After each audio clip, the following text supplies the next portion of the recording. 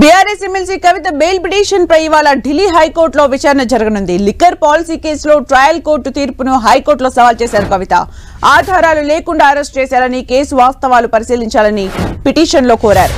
1149 పేజీలతో కవిత తరపున ఆమె లాయర్లు హైకోర్టులో బెయిల్ పిటిషన్ వేశారు. పిటిషన్పై వేగంగా విచారణ జరపాలని విజ్ఞప్తి చేశారు. తనకు అనుకూలంగా ఉత్తర్వులు ఇవ్వాలని కవిత పిటిషన్లో కోరారు.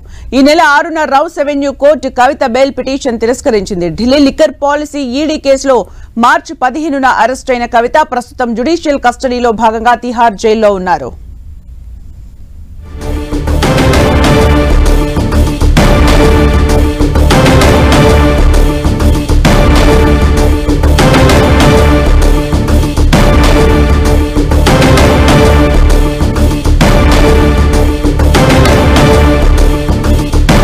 బీఆర్ఎస్ ఎమ్మెల్సీ కవిత బెయిల్ పిటిషన్ పై ఇవాళ ఢిల్లీ హైకోర్టులో విచారణ జరగనుంది.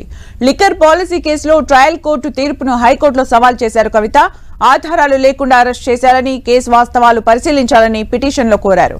1149 పేజీలతో కవిత తరపున ఆమె లాయర్లు హైకోర్టులో బెయిల్ పిటిషన్ వేశారు.